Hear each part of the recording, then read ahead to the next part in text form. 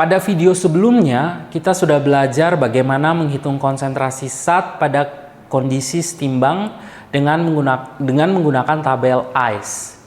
Nah, dengan metode itu, kita bisa memprediksi komposisi akhir sebuah sistem dari kondisi awalnya.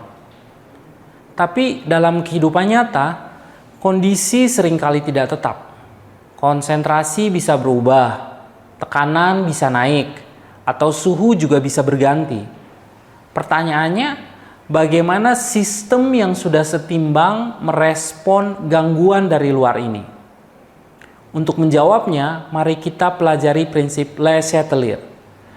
Prinsip ini mengatakan, jika suatu sistem kesetimbangan diganggu, maka sistem akan bergeser ke arah yang meniadakan gangguan tersebut.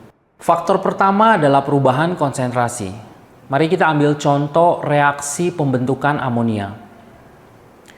Jika kita menambahkan gas nitrogen, konsentrasi N2 akan meningkat. Untuk mengimbanginya, sistem akan bergeser ke kanan, menghasilkan lebih banyak amonia. Sebaliknya, jika kita membuang amonia, kesetimbangan akan bergeser ke kanan untuk mengganti NH3 yang hilang. Selanjutnya mari kita diskusikan tentang perubahan tekanan atau volume. Pada reaksi yang melibatkan gas, tekanan dan volume memiliki pengaruh yang besar. Jika volume wadah diperkecil, tekanan akan meningkat, sehingga sistem akan bergeser ke arah jumlah mol gas yang lebih sedikit untuk mengurangi tekanan. Sebaliknya, jika volume diperbesar atau tekanan turun, sistem akan bergeser ke arah jumlah mol gas yang lebih banyak. Selanjutnya, bagaimana dengan perubahan suhu? Suhu pun memiliki peran yang penting. Pada reaksi eksoterm yang melepaskan panas, kenaikan suhu membuat sistem bergeser ke kiri karena panas yang berlebih dianggap sebagai produk tambahan.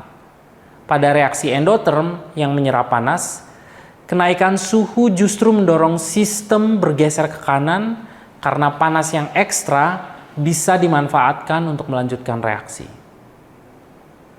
Selanjutnya kita akan melihat dampak dari katalis. Katalis memang mempercepat sebuah reaksi, baik reaksi maju maupun reaksi balik. Tetapi, katalis tidak menggeser kesetimbangan.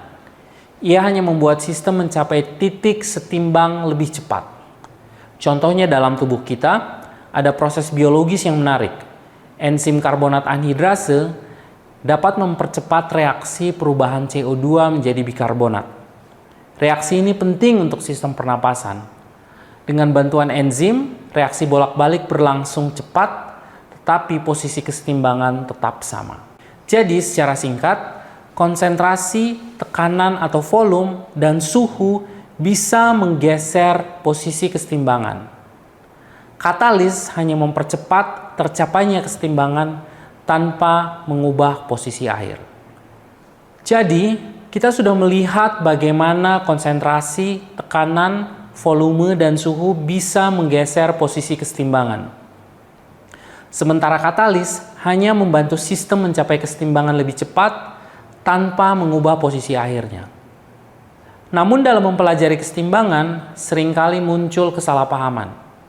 Misalnya, ada yang berpikir bahwa pada keadaan setimbang, reaksi berhenti total, atau mengira nilai Kc bisa berubah hanya karena konsentrasi awal diubah. Nah, pada video berikutnya kita akan membahas beberapa miskonsepsi tentang kesetimbangan kimia agar kita bisa memahami konsep ini dengan lebih benar dan tidak terjebak pada jebakan yang sering menyesatkan.